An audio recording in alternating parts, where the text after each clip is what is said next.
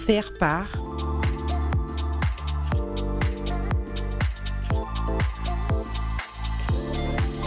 Biocar. Biocar, votre confort, notre priorité.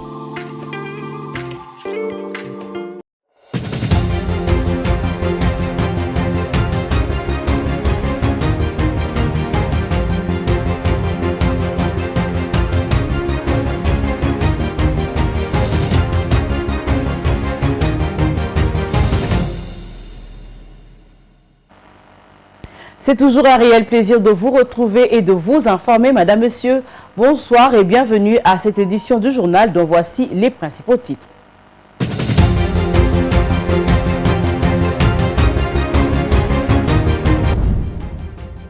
Le chef de la diplomatie française, Jean-Noël Barrot, a été reçu par le président Félix-Antoine Tshisekedi Tshilombo, d'après une note de la présidence congolaise. Au cours de cet échange de plus d'une heure, le président Tshisekedi a expliqué la situation actuelle que connaît le pays, marquée par un pillage de ressources naturelles et par des massacres et autres violations massives de droits de l'homme. Le président Félix-Antoine Tshisekedi Tshilombo s'est engagé à rétablir l'autorité de l'État dans la partie est du pays où le rebelle du M23 soutenu par le Rwanda lance des offensives menaçant la province du Nord Kivu. Dans un discours télévisé à la nation le mercredi 29 janvier 2025 dans la soirée, le chef de l'État a déclaré qu'une réponse vigoureuse et coordonnée contre ce qu'il a appelé les terroristes était en cours.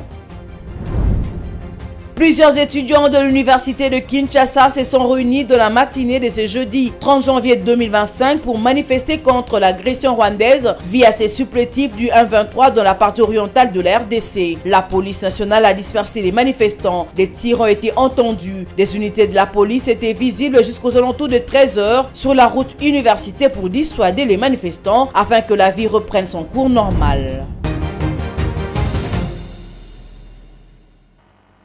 Une fois de plus, bonsoir et bienvenue. Ouvrons cette actualité avec la présidence de la République. Le président de la République, Félix Tshisekedi, a reçu ce jeudi 30 janvier 2025 Jean-Noël Barrot, ministre de l'Europe et des Affaires étrangères de la France. Cette rencontre intervient dans un contexte marqué par la prise de la ville de Goma, chef-lieu de la province du Nord Kivu, par la coalition M23 AFC-RDF, soutenue par Kigali, après d'intenses combats avec les forces armées de la RDC. La RDC attend un peu plus d'action de la part de la communauté internationale à la suite de l'invasion avérée de troupes rwandaises dans plusieurs territoires du Nord Kivu. Le chef de l'État congolais a profité de cette occasion pour réitérer ses regrets à la suite des incidents malheureux survenus à l'ambassade de France au cours de la manifestation pacifique organisée le 28 janvier courant à Kinshasa. Poursuivons ce journal, Madame, Monsieur, toujours avec la présidence dans son adresse le mercredi 29 janvier, tard dans la nuit, sur la situation sécuritaire. Le chef de l'État, Félix Tshisekedi, a mobilisé la nation congolaise derrière le FARDC en sa qualité de garant de bon fonctionnement. Le président de la République a assuré qu'une riposte musclée est en cours. De mesures urgentes ont été annoncées et prises l'issue du front diplomatique enclenché, l'adhésion militaire massive de la jeunesse et tant d'autres. Images et commentaires. Je suis pleinement conscient d'un ton ferme, doublé de confiance et de sérénité en la riposte en cours face à l'agression rwandaise, le chef de l'État, Félix Tshisekedi, s'est enfin exprimé tard dans la nuit, le mercredi 29 janvier 2025, sur la situation sécuritaire alarmante dans l'est de la RDC. Face à la nation, le commandant suprême des FARDC a planté les décors sur le pilier qui renforceront la réplique musclée contre le Rwanda, pays agresseur, à savoir l'unité nationale, la résilience et la résistance de population. Les mesures d'urgence déjà prises, l'issue du front diplomatique enclenché, l'adhésion militaire massive de la jeunesse congolaise et tant d'autres. Le président de la République a appelé à la mobilisation et a assuré qu'une riposte est en cours. Il a aussi annoncé l'inaction de la communauté internationale, estimant que la passivité frôle la complicité. Pour rassurer, une riposte vigoureuse et coordonnée contre ces terroristes et leurs parrains est en cours. nos vaillantes forces armées de la République démocratique du Congo, symboles de courage et de patriotisme, sont pleinement mobilisées, prêtes à défendre chaque centimètre de notre territoire. J'ai personnellement convoqué et présidé des réunions de crise avec une équipe restreinte du gouvernement, le haut commandement militaire ainsi qu'une réunion interinstitutionnelle afin d'évaluer les récents développements de la situation et de lever les options pour repousser les agresseurs et reconquérir chaque parcelle de notre territoire. À cet effet, j'ai nommé ce 28 janvier le général-major Évariste Somo Kakule au poste de gouverneur militaire du Nord Kivu pour renforcer la coordination des opérations militaires et restaurer l'autorité de l'État. Parallèlement, nous avons engagé d'importantes démarches diplomatiques, notamment au sein du Conseil de sécurité des Nations Unies, ainsi que dans le cadre du processus de paix de Luanda, auquel nous restons pleinement engagés malgré les obstacles. Nous privilégions la voie du dialogue, mais toujours avec lucidité, tout en restant fermement résolus à défendre notre territoire et notre souveraineté par tous les moyens nécessaires. C'est alors que le discours du chef de l'État était très attendu pour marquer un tournant décisif dans la lutte du pays contre l'agression du Rwanda. Quelques jours après la chute de quelques quartiers du Nord Kivu, le chef de l'État a assuré que la riposte contre l'ennemi serait vigoureuse tout en appelant le Congolais, y compris les acteurs politiques, à s'unir derrière l'armée pour repousser l'agresseur. Rendant hommage aux résistants, le président de la République a salué la mémoire de ceux tombés au front et a exprimé la solidarité envers la population de Goma et ses environs. Suivant le message de solidarité lancé par le chef de l'État, les présidents de toutes les assemblées provinciales de la République démocratique du Congo réunis autour de Lévi Mbuta de l'assemblée provinciale de Kinshasa à Péka le mercredi 29 janvier ont adressé un message de soutien au FARDC, aux vaillants Wazalendo ainsi qu'au commandant suprême des forces armées afin de marquer leur solidarité à la population dans l'Est du pays victime de cette guerre d'agression injuste. Ils demandent plutôt également le sanction à la communauté internationale contre le Rwanda. Suivez leurs propos.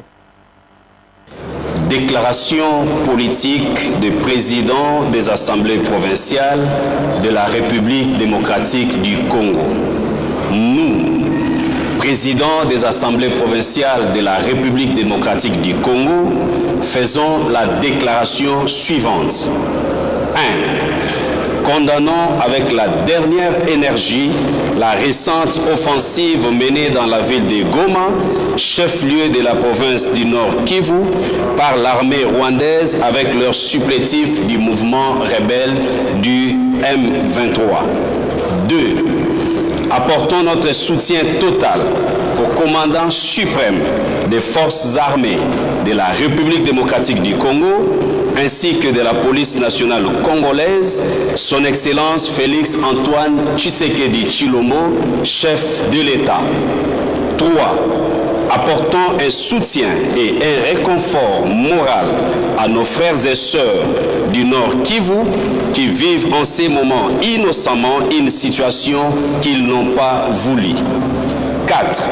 Réitérons notre attachement au principe sacro-saint de l'intangibilité des frontières de la République démocratique du Congo, hérité de la colonisation. 5. Soutenons sans condition nos militaires de FARDC au front, ainsi que le vaillant compatriote Wazalendo. 6. Demandons à la communauté internationale de prendre des sanctions sévères à l'encontre du Rwanda. 7. Enfin, appelons toute la population congolaise à la vigilance tous azimuts et leur demandons de dénoncer auprès des autorités tout mouvement suspect tendant à déstabiliser les institutions de la République. Que Dieu bénisse la RDC. Merci. Et puis les femmes congolaises réunies au sein du cadre permanent de concertation de la femme congolaise, CAFCO en sigle, se sont opposées à l'agression rwandaise dans l'Est de la République démocratique du Congo. Elles l'ont dit le mercredi 29 janvier 2025 dans la soirée en marge de l'Assemblée générale du CAFCO. Ces activistes de droits de femmes disent non à l'escalade de violences perpétrées à l'Est de la RDC par le Rwanda et ses supplétifs du M23. On écoute leur déclaration. Nous, femmes congolaises, réunies en Assemblée générale de CAFCO à Kinshasa du 27 au 29 janvier 2025, choquées par l'escalade des combats en cours dans la ville martyre de Goma et ses environs, lesquels ont causé l'assassinat du gouverneur militaire du Nord Kivu, la mort des milliers de Congolais, ainsi que des casques bleus et des éléments du Samir RDC. Préoccupés par la détérioration accrue de la situation humanitaire, marquée par des déplacements massifs des populations, la coupure d'eau et d'électricité, le manque de nourriture et de produits pharmaceutiques, ainsi que des violations massives et répétées des droits humains, dans lesquels les femmes et les enfants payent un lourd tribut. 1. Dénonçons avec la dernière énergie la guerre d'agression imposée à la République démocratique du Congo par le Rwanda et ses supplétifs du M23 et autres AFC, une atteinte flagrante à la souveraineté et à l'intégrité territoriale de la République démocratique du Congo. 2. Soutenons sans réserve les efforts déployés par le gouvernement de la République sous la direction du chef de l'État, notamment à travers le processus de Luanda, de Nairobi et les autres démarches diplomatiques visant à restaurer la paix dans l'Est du pays. 3. Exigeons du Conseil de sécurité des Nations Unies de contraindre le Rwanda au respect de l'intégrité territoriale de la République démocratique du Congo en retirant sans condition ses troupes du sol congolais. 4. Invitons la communauté internationale à se désolidariser du Rwanda dirigé par Paul Kagame. 5. Soutenons tous les efforts déployés pour mettre fin à ces atrocités, notamment le processus de Rwanda et d'autres initiatives diplomatiques en cours. 6. Exhortons les forces vives de la nation à unir leurs efforts et à faire preuve de solidarité autour des actions du président de la République, garant de la nation, pour rétablir la paix et la sécurité dans la province du Nord Kivu et sur l'ensemble du territoire national. 7. Réclamons avec insistance la mise en place d'un couloir humanitaire afin d'acheminer les produits de première nécessité à la population de Goma et de ses environs afin de prévenir la crise humanitaire qui menace de s'aggraver. 8. Enfin, soutenons nos vaillants soldats qui se battent courageusement sur les lignes de front pour défendre notre patrie contre les agresseurs. Ils incarnent l'honneur, la résilience et le sacrifice et méritent le soutien indéfectible de chaque Congolais. De leur côté, les médecins sans frontières s'inquiètent de l'afflux continu de blessés dans l'hôpital de Kieshero après les affrontements du 26 au 28 janvier entre les forces armées de la RDC et les rebelles du M23 dans la ville de Goma au Nord Kivu. Selon les MSF, 142 patients au total ont été pris en charge mercredi dernier et 37 blessés reçus par la seule journée du mardi, dont la moitié sont les civils et en majorité de femmes. La plupart de blessures sont liées à des dégâts d'obus. D'autres patients ont été blessés par balles. Suivez. L'organisation indique qu'après une accalmie observée ce mercredi à Goma, elle va évacuer les capacités d'appui suite au pillage de ces derniers jours, en vue de réapprovisionner les stocks et de renforcer l'offre de soins d'urgence. Plusieurs de nos stocks de matériel et de médicaments ont été pillés, mettant en péril notre appui médical dans et en dehors de Goma. Le pillage armé ont aussi affecté nos collègues vivant à Goma. L'un d'entre eux a été même blessé par balle chez lui lors d'une agression. D'autres organisations et structures médicales ont été touchés également par des tirs. C'est totalement inacceptable, souligne depuis Goma Virginie Napolitano, coordinatrice d'urgence de Médecins Sans Frontières au Nord Kivu. Pour atténuer la situation, une équipe de Médecins Sans Frontières affectée à l'hôpital de Kiesero indique avoir collaboré avec l'hôpital d'Indosho où s'activent les équipes du Comité international de la Croix-Rouge. Par ailleurs, l'aggravation de l'insécurité et les combats intenses ont conduit le Médecins Sans Frontières à réduire temporairement ses équipes actives à Goma et dans les camps de déplacés situés en périphérique de la ville. Les repas assurés par l'organisation aux patients et aux familles sont actuellement menacés. L'insécurité, le risque de pillage et la fermeture d'Europe empêchent ces équipes de réapprovisionner les stocks alimentaires qui couvrent de 2 à 3 jours. Les Médecins Sans Frontières appellent d'urgence les parties en conflit à pouvoir protéger des civils et à respecter les règles du droit international humanitaire, en particulier le respect de la mission médicale, et garantir un accès humanitaire pour apporter une idée médicale essentielle à la population.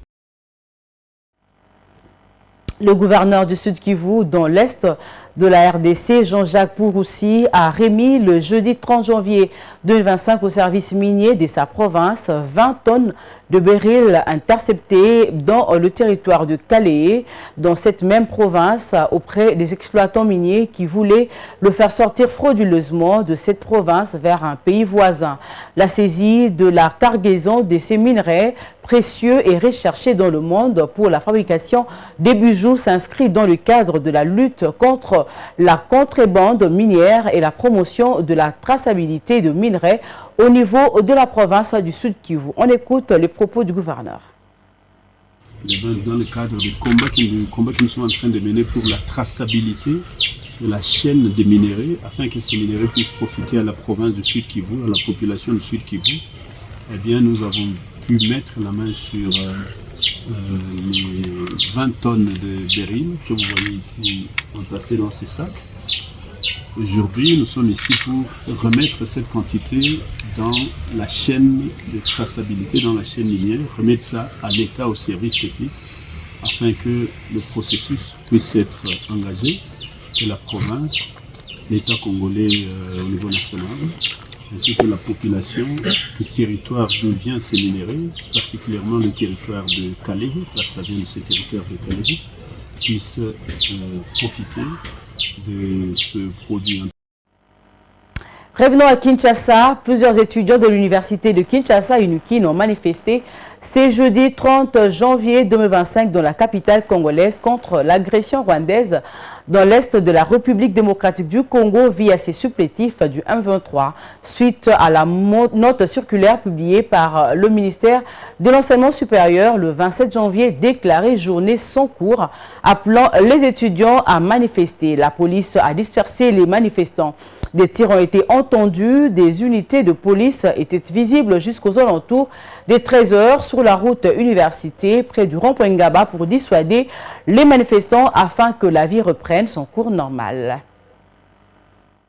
La journée de ce jeudi 30 janvier 2025 ayant été déclarée journée sans cours pour se consacrer aux actions de soutien aux forces armées de la République démocratique du Congo dans la protection de l'intégralité du territoire du pays. La mobilisation a tardé à se faire grande. C'est aux alentours de 11 h que le premier groupe d'étudiants quitte les sites universitaires direction rond-point Ngaba via l'avenue de l'université. Une mobilisation d'abord encadrée par les gardes universitaires. Les étudiants brandissent sur les slogans anti-rwandais et occidentaux appelant dans l'air dire une auto-prise en charge. Parmi eux, certains sont prêts à rejoindre l'armée pour cette cause. D'autres groupes d'étudiants ont suivi la première troupe qui descendait la route de rond-point Ngaba, mais sans atteindre le point de chute. La police a dispersé les manifestants. Des tirs ont été attendus pour le coup. Des unités de la police étaient visibles jusqu'aux alentours de 13 h sur la route université pour dissuader les manifestants afin de reprendre son cours normal. Autour de l'arrêt intendance jusqu'au rond-point Ngaba, la circulation était timide cet après-midi. Les petits commerces n'ont pas fonctionné et les élèves des écoles à proximité n'ont pas eu droit aux cours suite aux annonces des manifestations. Cette marche fait suite à la mobilisation contre la situation dégradante qui prévaut à Goma. Ce mardi 28 janvier, plusieurs autres manifestations se sont rassemblées devant différentes ambassades pour exiger une implication plus forte de la communauté internationale dans la pacification de l'Est de la République démocratique du Congo. Ils dénoncent la présence des combattants du M23 et des forces rwandaises à Goma et réclament leur retrait immédiat. Des pneus ont été brûlés et des slogans hostiles aux puissances occidentales ont été scandés. Et puis dans le même chapitre, après les manifestations de colère contre l'agression rwandaise intervenues le mardi 28 et mercredi 29 janvier à Kinshasa, les Kinois ont salué la mesure du gouverneur de la ville de Kinshasa suspendant les marches et autres manifestations pour dénoncer l'agression rwandaise dans l'est de la RDC. Pour ces Kinois, la colère a été exprimée. Il faut retourner au travail puisque le pays doit continuer à fonctionner en dépit de l'agression rwandaise subie dans sa partie orientale. La vie a repris timidement son cours normal le mercredi 29 janvier et ce jeudi 30 janvier 2025 à Kinshasa, capitale de la République démocratique du Congo. Par précaution, quelques commerces sont restés fermés dans le centre des affaires de la capitale congolaise. D'autres Kinois par contre sont sortis de chez eux pour vaquer à leurs activités au centre-ville. Pour éviter tout débordement, le gouverneur de la ville de Kinshasa a suspendu toutes les marches et manifestations contre l'agression rwandaise jusqu'à nouvel ordre. Ce taximène salue cette décision du gouverneur. La décision prise par le gouverneur suspendant les marches est une bonne décision. C'est bon pour éviter les désordres car il y avait beaucoup de désordres hier. Nous sommes des chauffeurs, mais il est arrivé un moment lorsqu'on brûlait le pneu en ville, les Congolais bloquaient les passages pour empêcher leurs compatriotes congolais de passer. Cet autre Kinois salue ces manifestations des colères qui avaient eu lieu, mais il condamne en même temps les actes de vandalisme et des pillages qui ont émaillé ces manifestations. Qu'ils évitent de toucher les choses d'autrui, que ce soit la houe d'autrui, la machette d'autrui ou autre chose qui appartient à autrui. Certains qui ont bravé la mesure du gouverneur de la ville de Kinshasa interdisant les marches des colères contre l'agression rwandaise, ils ont tenté de manifester le mercredi dans le quartier des affaires dans la commune de la Gombe. Bien qu'étouffée, cette manifestation a effrayé quelques commerçants qui ont fermé les portes de leurs magasins et boutiques alors qu'ils étaient déjà ouverts. Certains magasins commençaient à ouvrir et d'autres par contre attendaient voir l'évolution de la situation pendant la journée alors qu'ils avaient déjà ouvert. Dans tous les cas, une fois que la tension sera retombée, la vie reprendra son cours normal dans la capitale et dans les autres grandes villes du pays où ces manifestations des colères ont également eu lieu. Fin de cette édition du journal, mais avant de nous quitter, place au rappel des titres.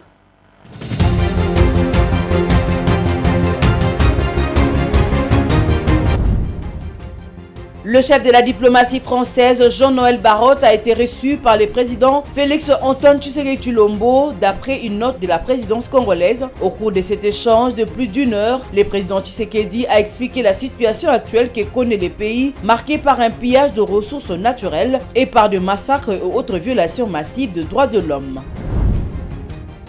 Le président Félix-Antoine Tshisekedi Tshilombo s'est engagé à rétablir l'autorité de l'État dans la partie est du pays où le rebelle du M23 soutenu par le Rwanda lance des offensives menaçant la province du Nord Kivu. Dans un discours télévisé à la nation le mercredi 29 janvier 2025 dans la soirée, le chef de l'État a déclaré qu'une réponse vigoureuse et coordonnée contre ce qu'il a appelé les terroristes était en cours.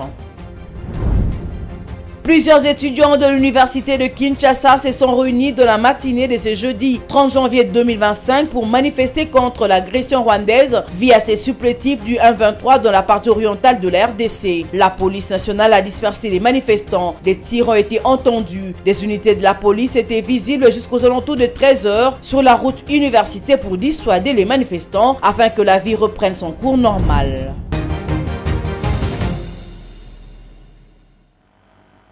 C'est par ici que nous mettons un terme à cette édition du journal. Merci de l'avoir suivi. Je vous retrouve très prochainement avec le même plaisir. D'ici là, bon suite de programme sur nos antennes.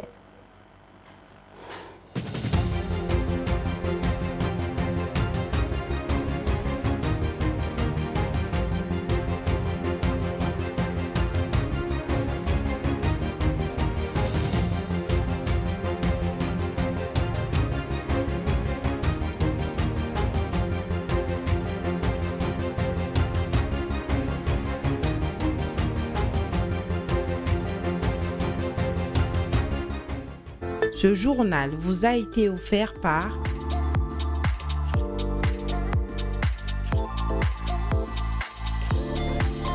Biocar. Biocar, votre confort, notre priorité.